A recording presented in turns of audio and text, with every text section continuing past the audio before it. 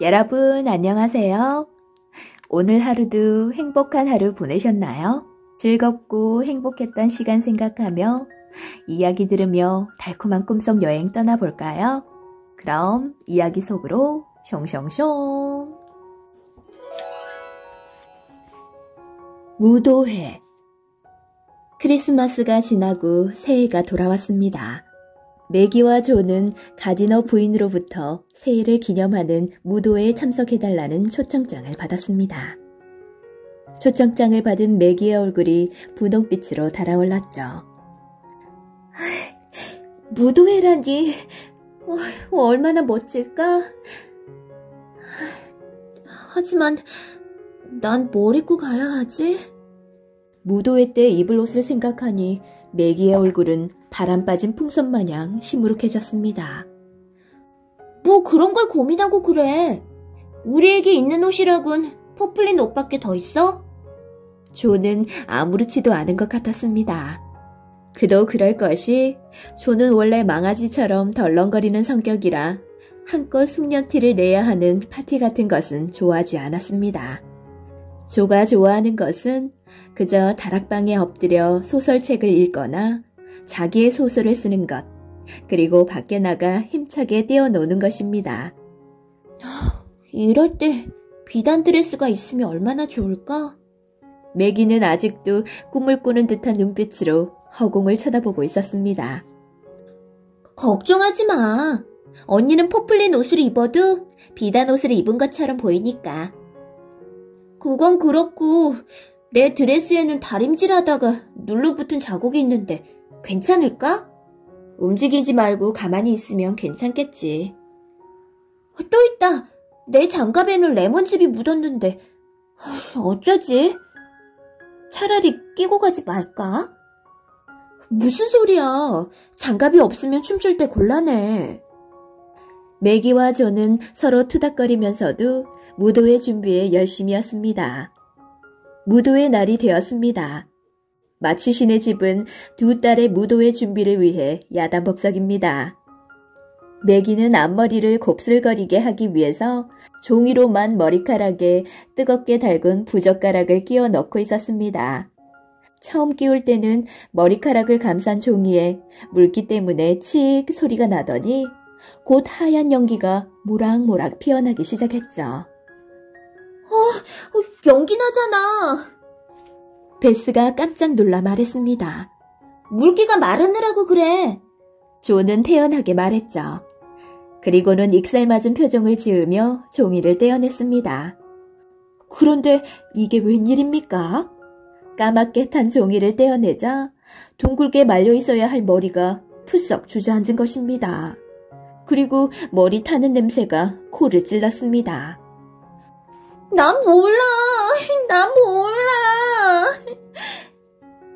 언니, 미안해. 부젓가락을 너무 달고 왔나 봐. 매기와 조는 동시에 울상이 되어버렸죠. 괜찮아, 언니. 머리끝을 리본으로 묶으면 될 것 같아. 요즘은 그게 유행이잖아. 에이미의 충고에 따라 매기는 앞머리를 리본으로 묶었습니다. 여러 가지 소동을 겪은 후에 매기와 조의 준비가 끝났습니다. 화장을 하고 옷을 입으니 아주 예쁜 두 아가씨가 되었죠. 음식이 맛있다고 해서 너무 많이 먹으면 안 돼? 그리고 11시에 할머니를 보낼 테니 집으로 돌아올 준비를 미리 하고 있어야 한다. 마치 보이는 무도회에 처음 나가는 두 딸이 몹시도 사랑스러웠지만 엄격한 눈빛으로 주의사항을 일러주는 것을 잊지 않았습니다. 걱정하지 마세요. 잘하고 돌아올게요. 매기와 조는 큰 소리로 대답하고 가디너 부인의 집으로 갔습니다. 두 사람은 무도회가 처음이었기 때문에 가슴이 두근거렸습니다. 가디너 부인은 다정하게 매기와 조를 맞아주었고 곧 자기 딸인 셀리를 소개해 주었습니다. 셀리는 매기와 동갑이었기 때문에 곧 친구가 되었죠. 무도회가 시작되었습니다. 셀리와 매기는 이야기를 나누며 멋진 남자가 춤을 청해주기를 기다리고 있었죠. 매기의 얼굴은 설렘으로 빨갛게 달아올라 있었습니다. 무도회란 무례하게 짝이 없는 파티로군. 내 성격엔 안 맞는 일이야. 매기가 셀리와 친구가 되어버렸기 때문에 조는 혼자 파티장 벽에 기대 서 있었습니다. 드레스 뒤편에 누른 자국이 있었기 때문에 섣불리 움직일 수도 없었죠. 생각 같아서는 저 앞에서 스케이트 이야기에 열을 올리고 있는 남자들 틈에 끼어 이야기를 나누고 싶었지만 아무리 망아지 같은 조라 한들 처음 보는 남자들 틈에 끼어들 엄두가 나지 않았던 것입니다. 춤곡이 시작되자 매기에게는 곧 멋진 남자가 다가와 춤을 청했습니다. 조는 벽에 기댄 채 매기가 춤추는 것을 구경하고 있었죠. 그런데 저편에서 빨간 머리에 등치 큰 남자 하나가 조에게 다가오는 것이 보였죠. 아이, 춤이라도 추자고 하면 성가신데. 조는 서둘러 커튼 뒤로 숨었습니다. 커튼 뒤에는 먼저 들어온 손님이 있었죠. 바로 마치가와 이웃인 로렌스 저택에 살고 있는 소년이었습니다. 조는 깜짝 놀라 양해를 구했죠. 미안해요. 난 아무도 없는 줄 알고. 난 괜찮아요. 소년은 어색한 미소를 지어 보였습니다. 그 미소 속에는 심심한데 마침 좋은 친구가 나타났군 하는 반가움이 들어있었습니다. 그제야 조도 그 소년이 자기의 이웃인 것을 알아보았죠. 저기, 그 전에 고양이를 잡아줘서 고마웠어요. 아, 그거? 소년은 싱긋 미소를 지었습니다. 그 미소를 보자 갑자기 조도 웃음이 나왔죠. 난 조라고 하는데. 난 로리야. 우리 서로 비슷한 처지인 것 같은데 친구처럼 편하게 지내는 게 어때? 로리가 말을 내리며 편안하게 말하자 조도 한결 마음이 편해졌습니다. 좋아. 그런데 전에 보내준 크리스마스 선물은 정말 고마웠어. 선물? 그건 할아버지가 보내신 거야. 그런데 넌 왜 춤을 추지 않고 여기에 들어와 있어? 로리의 말에 조는 뒤통수를 벅벅 긁으며 대답했습니다. 내가 여기서 춤을 추었다간 난리가 나고 말 거야. 누군가의 발을 밟거나 무엇인가 부수고 말 테니까. 그러는 너는 왜 여기에 있니? 난 오랫동안 외국에서 살았기 때문에 여기 사람들이 파티를 어떻게 즐기는지 잘 몰라. 외국이라는 말에 조의 눈이 휘둥그레졌습니다. 외국이라고? 정말 좋았겠다. 나한테 외국 이야기를 해주지 않을래? 로리는 무슨 이야기부터 해야 할지 몰라 잠깐 망설였지만 곧 이야기를 시작했습니다. 스위스에서 학교를 다녔던 이야기, 파리를 여행했던 이야기들을 들려주자 조는 로리의 이야기 속으로 푹 빠져들고 말았습니다. 두 사람은 오래전부터 친구였던 것처럼 친한 사이가 되었죠. 넌 곧 대학에 갈 거지? 듣자 하니 굉장한 공부벌레라던데. 공부벌레라는 말을 해놓고서 조는 얼굴을 붉혔습니다. 그런 조를 보고 로리는 재미있다는 듯 빙긋 웃었죠.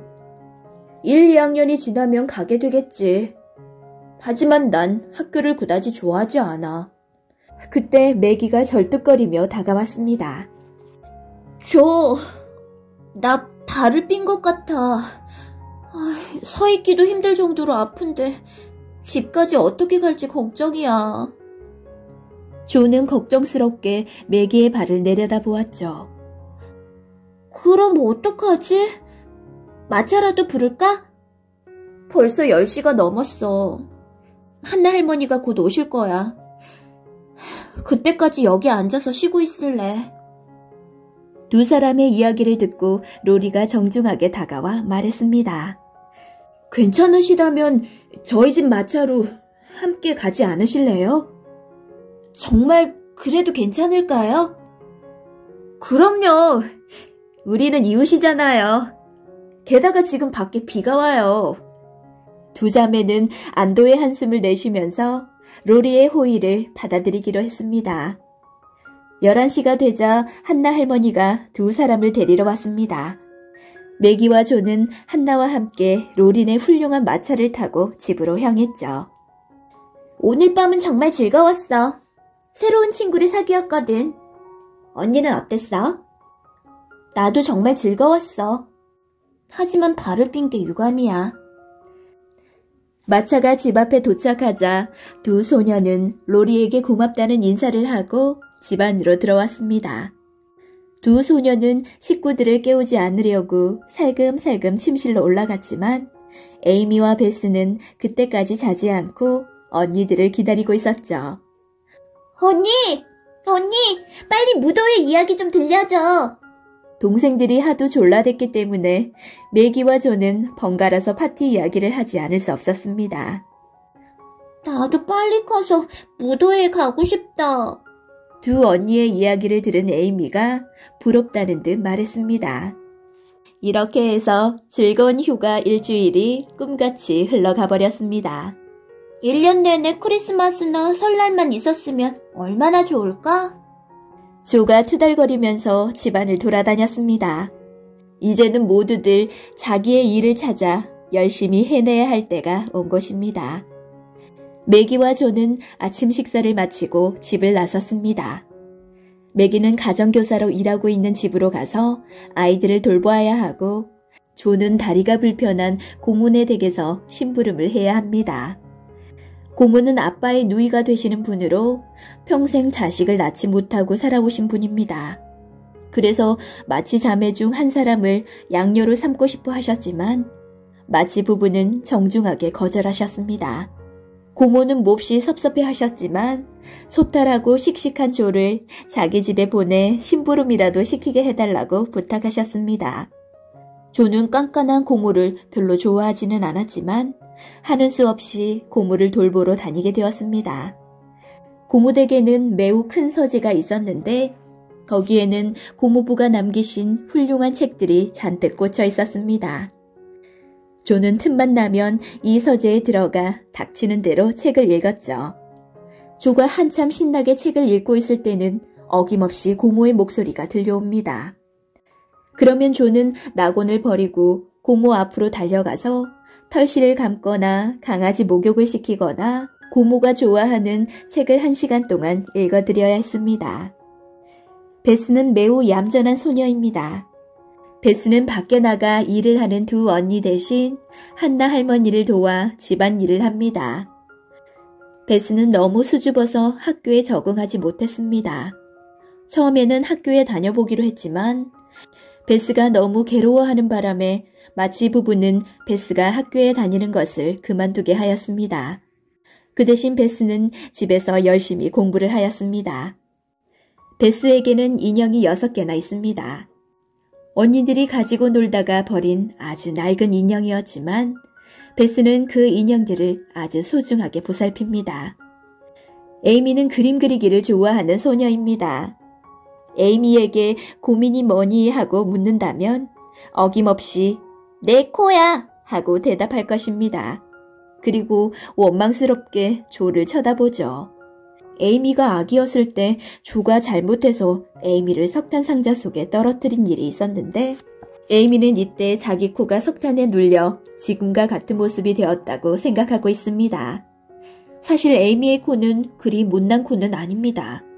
하지만 에이미는 항상 자기의 코가 그리스 신의 석고상 같은 모양이 아니라고 하면서 속상해하고 있습니다. 힘든 하루 일과가 끝나고 네 자매는 다시 난로 앞에 모여 뜨개질을 시작했습니다. 하지만 모두들 기분이 좋지 않은 듯 침울한 표정으로 말을 하지 않았습니다. 로렌스 할아버지. 조, 너 지금 대체 뭘 하려는 거니? 조는 기다란 고무 장화를 신고 낡은 비옷을 입은 채 한 손에는 빗자루, 한 손에는 삽을 들고 현관을 막 나서고 있었습니다. 그 모습을 본 매기가 깜짝 놀라 조를 불렀습니다. 몸이 근질거려서 운동이나 좀 할까 하고. 조는 장난기 어린 미소를 지으며 큰 소리로 말했습니다. 감기 걸리면 어쩌려고 그래. 지금 밖이 굉장히 추운데. 걱정하지 마. 하루 종일 집안에서 뒹굴었더니 몸이 찌뿌둥해서 그래. 조는 밖으로 뛰어나가서 힘차게 눈을 쓸기 시작했습니다. 잠깐 사이에 마치 시내 집 작은 정원에 시원스러운 오솔길이 생겼습니다. 마치가와 이웃인 로렌스가 사이에는 낮은 울타리가 있습니다. 로렌스 저택은 보기에도 위풍당당한 석조 건물입니다. 정원사가 가꾸는 넓은 정원은 마치 운동장 같습니다. 로리는 어디로 갔을까? 조는 쓸쓸해 보이는 로렌스 저택을 올려다보며 혼잣말을 했습니다. 무도회에서 만난 후 조는 로리와 친구가 되고 싶었습니다. 하지만 로리의 모습은 보이지 않았죠. 언니, 우리 눈싸움 할래? 어느새 베스가 외투를 입고 현관을 나오고 있었습니다. 좋아. 조는 곧 기운을 되찾고 눈을 뭉치기 시작했죠. 조는 베스와 한참 동안 눈싸움을 하며 깔깔거리고 놀다가 문득 로렌스 저택의 한 창문에서 창백한 얼굴로 자기 집 정원을 내려다보는 얼굴을 발견했습니다. 로리였습니다. 조는 가볍게 눈을 뭉쳐 로리가 있는 창문으로 살짝 던졌습니다. 곧 창문이 열렸죠. 어떻게 지냈어? 조가 소리치자 로리는 갈라지는 목소리로 대답했습니다. 감기에 걸려서 일주일 동안 꼼짝없이 침대에 누워있었어. 저럼 가여워라. 심심해서 어떡하니? 네가 놀러 올래? 좋아. 엄마가 허락하시면 갈게. 대답을 마친 조는 빗자루를 어깨에 얹고 씩씩하게 집 안으로 들어갔습니다. 로리는 갑작스럽게 손님을 초대해놓고서는 방안을 정돈하느라 바빴습니다. 하지만 어질러진 방을 절반도 치우기 전에 현관벨 소리가 울렸습니다. 잠시 후 한 손에는 접시, 다른 한 손에는 아기 고양이를 안은 조가 씩씩하게 걸어 들어왔습니다. 나왔어, 로리. 선물을 가지고 말이야. 엄마가 안부 전해달래. 이건 매기 언니가 만든 젤리고 얘는 베스의 아기 고양이야. 널 즐겁게 해줄 거라고 베스가 데리고 가랬어. 조가 찾아와 떠들썩하게 이야기를 늘어놓자 로리의 마음도 즐거워졌습니다. 베스라면 가끔 작은 바구니를 들고 시장에 가는 얌전한 아이지? 맞아. 내가 제일 예뻐하는 아이야. 넌 학교에 다니니? 아니, 난 직업소녀야. 고모네 댁에서 일을 도와드리고 있어. 조는 고모님이 본래 마음씨는 좋은 분이지만 성격이 아주 깐깐하며 화를 잘 낸다는 이야기를 했습니다. 그리고 고모댁에 있는 살찌고 멍청한 삽살개 이야기와 스페인어를 잘하는 앵무새 이야기를 해주었죠. 책이 많은 서재의 이야기도 빼놓을 수 없었죠. 조가 너무 재미있게 이야기를 했기 때문에 로리는 눈물을 글썽이면서 웃음을 터뜨렸습니다. 너무 재밌다. 조, 난 이제까지 이렇게 재밌는 이야기를 들어본 적이 없어. 그때 현관 쪽에서 벨소리가 들리자 조는 깜짝 놀랐습니다. 너희 할아버지께서 돌아오셨나 봐. 날 보고 화를 내시면 어쩌지? 걱정 마, 조. 할아버진 무뚝뚝하지만 좋은 분이셔. 네가 온 걸 보면 반가워하실 거야. 하지만 로리의 집을 찾은 사람은 의사였습니다. 잠깐만 기다려줄래? 진찰을 받지 않으면 할아버지가 화를 내시거든. 좋아. 로리가 방을 나가자 혼자가 된 조는 로리의 방 여기저기를 둘러보았죠. 벽에는 로렌스 할아버지의 초상화가 걸려 있었습니다. 너무나 훌륭한 솜씨로 그려진 초상화였기 때문에 조는 넋이 나간 듯 그 그림을 올려다보고 있었죠. 그러느라고 문이 열리는 소리도 듣지 못했습니다. 이 할아버지는 조금 고집스러워 보이긴 하지만 인자한 눈을 가지셨어. 뭐 우리 할아버지만큼 인상은 좋으신 건 아니지만 그래도 난 이 할아버지가 좋아하실 것 같은데? 조가 혼잣말을 하고 있는데 갑자기 뒤에서 호탕한 웃음소리가 들렸습니다. 그거 반가운 소리군, 아가씨. 그래, 내가 무섭지 않다고? 그 소리에 깜짝 놀란 조는 뒤를 돌아보았습니다. 바로 초상화의 주인공이자 로리의 할아버지인 로렌스 씨가 서 있는 것이었습니다. 조의 얼굴이 새빨갛게 달아올랐죠. 아가씨는 내가 좋아질 것 같다고? 네. 그럼 우리 악수나 할까? 그제야 조는 웃음을 터뜨리며 로렌스 할아버지와 악수를 나누었죠. 로렌스 씨는 손가락으로 조의 턱을 받쳐들고 한참 동안 얼굴을 들여다보다가 고개를 끄덕이셨습니다. 얼굴은 별로 닮은 것 같진 않은데 넌 할아버지 성격을 그대로 빼닮았구나. 너희 할아버지와 난 아주 친한 사이였지. 정말 훌륭한 분이셨는데 일찍 돌아가셔서 참 안 됐구나. 감사합니다.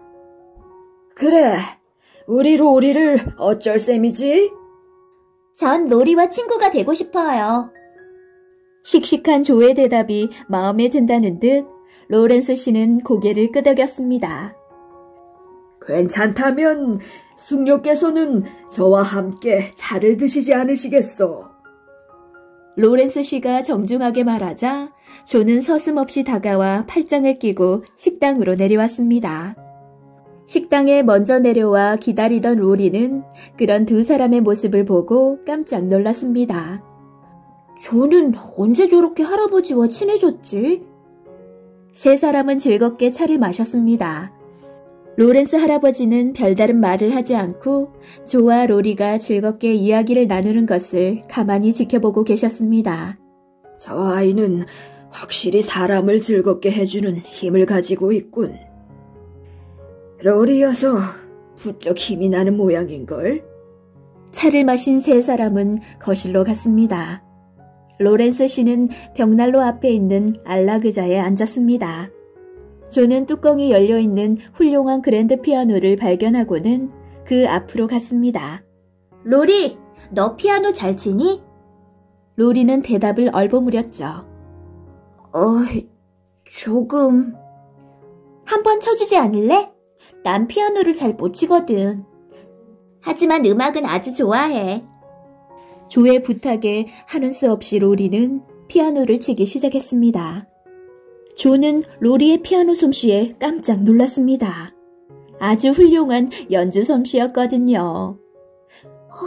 이 아이는 생각보다 훨씬 멋진데? 조는 감탄스러운 마음으로 로렌스 할아버지를 돌아보았죠. 그런데 웬일인지 로렌스 할아버지는 얼굴이 잔뜩 굳은 채 벽난로 불빛만 바라보고 있었습니다. 로리의 피아노 연주가 끝나자 조는 로렌스 씨에게 정중히 인사를 하고 집으로 돌아왔습니다. 조는 현관까지 배웅을 나온 로리에게 살짝 물어보았죠. 할아버지가 기분이 안 좋으신 것 같은데 내가 뭐 실수한 거 있니? 아니야. 할아버지는 원래 내가 피아노 치는 걸 안 좋아하셔. 어머, 왜? 그건 나중에 말해줄게. 잘 가, 조. 안녕, 로리. 집으로 돌아온 조는 오늘 있었던 일을 가족들에게 자세히 이야기를 해주었습니다. 그러자 모두들 부러워하며 이웃집에 놀러가고 싶어 했죠. 그런데 엄마, 로렌스 할아버지는 왜 로리가 피아노 치는 거 싫어하죠? 글쎄다. 엄마도 잘은 모르지만 로리의 아빠가 피아니스트인 로리의 엄마와 결혼해서일 거야.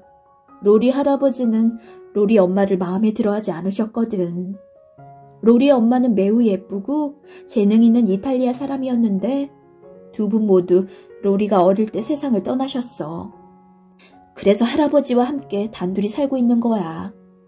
아마도 할아버지는 로리가 피아노를 칠 때마다 옛날 일이 생각나서 기분이 좋지는 않으신가 보다. 엄마의 설명을 듣고 나자 자매들은 더욱 이웃집에 대한 관심이 생겼습니다.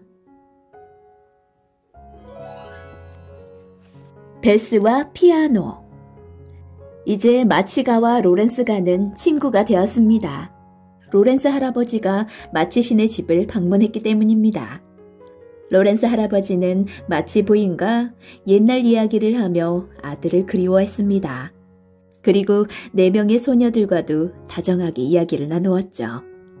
모두들 이제는 더 이상 로렌스 할아버지를 무서워하지 않았습니다. 단 한 사람, 베스를 빼고 말이죠. 마음이 약한 베스는 아무리 노력을 해도 로렌스 할아버지와 친해질 수가 없었습니다. 그런 베스도 로리는 아주 좋아했죠. 이제까지 가족의 사랑을 잘 느끼지 못하고 자랐던 로리는 새로운 가족을 맞은 것처럼 아주 즐거워했습니다. 이제 로리는 마치가를 제 집 드나들듯이 드나들기 시작했고 마치가의 소녀들도 로렌스가를 쉽게 방문하게 되었죠. 베스는 로렌스 저택의 그랜드 피아노가 보고 싶어 견딜 수가 없었습니다. 어느 날인가 마음을 단단히 먹고 로렌스 저택을 방문했는데 베스를 보고 너무 반가운 나머지 로렌스 할아버지가 큰 소리로 이게 누구야?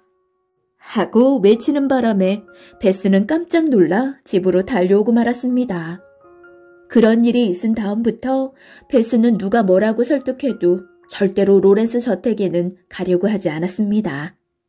로렌스 할아버지는 로리로부터 이 이야기를 전해 듣고는 몹시 안타까워했습니다. 어느 날 저녁 마치가를 방문한 로렌스 씨는 음악에 대한 이야기를 꺼냈습니다. 지금까지 연주회에서 만났던 유명한 음악가에 대해서 이야기도 하고 훌륭했던 연주에 대해서도 이야기했습니다. 처음에는 멀리 떨어져서 이야기를 듣던 베스도 로렌스 씨의 작전에는 어쩔 수 없었습니다. 게다가 로렌스 씨는 작은 목소리로 가만가만 말을 했기 때문에 베스는 점점 더 로렌스 씨에게 가까이 다가올 수밖에 없었습니다. 우리 로리가 요즘은 피아노를 잘 치지 않아서 저는 기쁘게 생각하고 있습니다. 하지만 피아노를 생각하면 안타까운 일이죠. 누군가가 자꾸 쳐주어야 하니까요. 이 댁의 따님 중에서 누군가가 가끔씩 우리 집을 방문해서 불쌍한 피아노를 좀 쳐주었으면 하는데 괜찮으시겠습니까? 그 말을 들은 베스는 자기도 모르게 한 발짝 앞으로 나갔습니다. 그렇게 훌륭한 그랜드 피아노를 칠 수 있다면 무슨 일이라도 할 것만 같았죠. 저 괜찮으시다면 제가 피아노를 치고 싶은데요. 모두들 내성적인 베스에게서 어떻게 저런 용기가 나왔을까 하고 깜짝 놀랐습니다. 음악을 좋아한다는 바로 그 아가씨로군. 네, 전 베스라고 해요. 제발 할아버지, 제가 그 피아노를 칠 수 있게 해주세요. 베스는 간절한 눈빛으로 애원하고 있었습니다. 로렌스 씨는 따뜻한 눈빛으로 베스를 바라보면서 고개를 끄덕였죠. 내게도 너처럼 예쁜 눈을 가진 손녀딸이 있었단다. 아주 귀여운 아이였지. 베스야, 내가 와서 피아노를 쳐준다면 나는 너무나 고맙겠다. 로렌스 할아버지는 갑자기 힘이 빠진 듯 느리게 일어나 작별 인사를 하고 집으로 돌아갔습니다. 그런 할아버지의 뒷모습을 보고 있는 베스는 눈물을 글썽였습니다. 그 다음 날부터 베스는 매일 로렌스가를 드나들면서 피아노를 쳤습니다.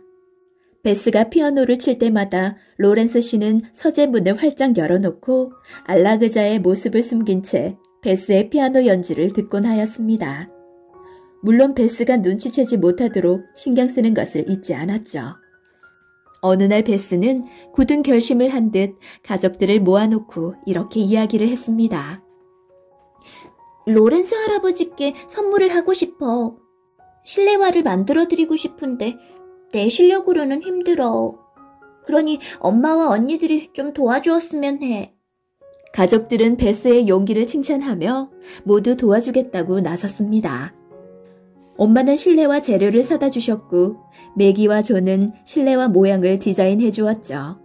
베스는 매일 밤늦게까지 바느질을 해서 마침내 실내화를 완성시켰죠. 은은한 갈색 바탕에 3가지 색깔의 제비꽃이 수놓아진 실내화는 보기만 해도 정성이 가득 담겨 있었습니다. 베스는 다정하신 로렌스 할아버지께 어린 베스 드림 이라고 적은 카드를 썼습니다. 그리고 로리에게 할아버지 서재의 책상 위에 선물을 놓아줄 것을 부탁했죠. 베스가 선물을 보낸 뒤 로렌스 씨 댁에서는 아무런 소식이 없었습니다. 다음 날도 그 다음 날도 아무런 이야기가 없자 베스는 걱정이 되었습니다. 선물이 마음에 들지 않으셨나 봐. 어떡하지? 그 다음 날이었습니다. 베스는 인형을 안고 심부름을 다녀오는 길이었죠. 대문을 막 들어서려는데 집안에서 식구들이 매우 바쁘게 왔다 갔다 하는 모습이 보였습니다. 무슨 일이지? 베스의 모습을 발견한 조가 큰 소리를 질렀습니다. 어서 와, 베스! 무슨 일이 일어났는지 아니? 베스는 두근거리는 가슴을 꽉 누르며 집 안으로 뛰어들어갔죠.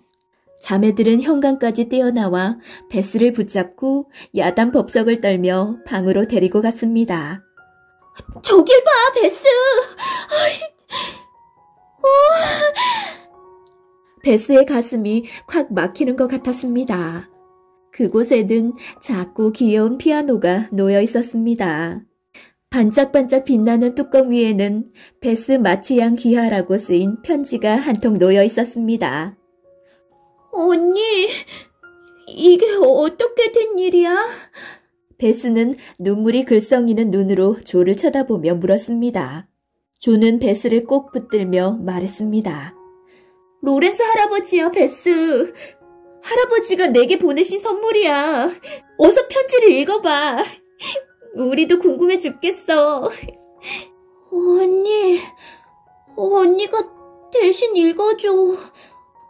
난 가슴이 떨려서 도저히 읽을 수가 없어. 그래서 조가 대신 편지를 읽었습니다. 친애하는 베스 양에게 나는 지금까지 매우 많은 실내화를 신어보았지만 베스 양이 직접 만들어준 것만큼 마음에 드는 실내화를 가져본 적이 없었습니다. 특히 제비꽃은 내가 제일 좋아하는 꽃으로 이 꽃을 볼 때마다 앞으로는 베스 양을 생각할 거예요.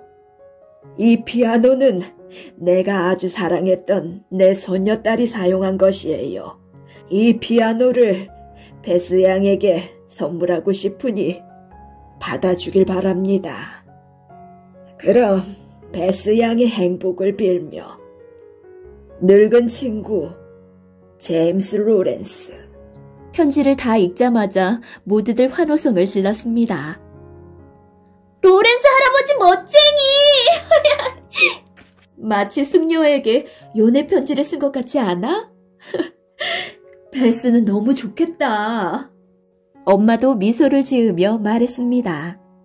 베스, 이렇게 큰 선물을 받았는데 내가 직접 찾아가서 인사를 드려야 하지 않겠니? 그러자 베스는 얼른 자리에서 일어났습니다. 지금 당장 다녀올게요, 엄마. 그리고는 로렌스 저택으로 마구 뛰어가는 것이었습니다. 베스의 용감한 행동에 모두들 얼굴을 마주 보았죠. 너무나 용감한 베스의 태도를 보고 모두들 어리둥절해진 것이었습니다. 하지만 로렌스 저택으로 찾아간 베스가 무슨 일을 했는지 안다면 모두들 깜짝 놀라 뒤로 쓰러졌을지도 모릅니다. 베스는 아무런 거리낌 없이 성큼성큼 로렌스 씨의 거실로 들어갔죠. 생각지도 않았던 베스의 방문에 깜짝 놀란 로렌스 씨가 눈을 휘둥그렇게 뜨고 보자 베스는 양손을 벌리고 뛰어가 할아버지의 목을 끌어안았습니다. 그리고 할아버지의 뺨에 열렬한 키스를 했습니다. 고맙습니다, 할아버지. 정말 고맙습니다. 이번에는 로렌스 할아버지가 깜짝 놀라 숨이 넘어갈 지경이었죠. 마치 손녀가 살아 돌아오기라도 한 듯 기쁨의 눈물을 흘리며 베스를 다정하게 안아주었습니다. 이제 베스와 로렌스 할아버지는 가장 친한 친구가 되었죠. 로렌스 할아버지는 베스를 마치가까지 바래다 주었고 작별의 악수를 나누었죠. 베스는 할아버지의 목을 끌어안고 작별의 키스를 했습니다. 현관에서 이 모습을 지켜보던 마치 가족들은 모두 입이 딱 벌어진 채 아무 말도 하지 못했죠. 한참이 지난 뒤에야 매기가 실감이 나는 듯 한마디 중얼거렸습니다. 세상이 뒤집힌 게 아닐까?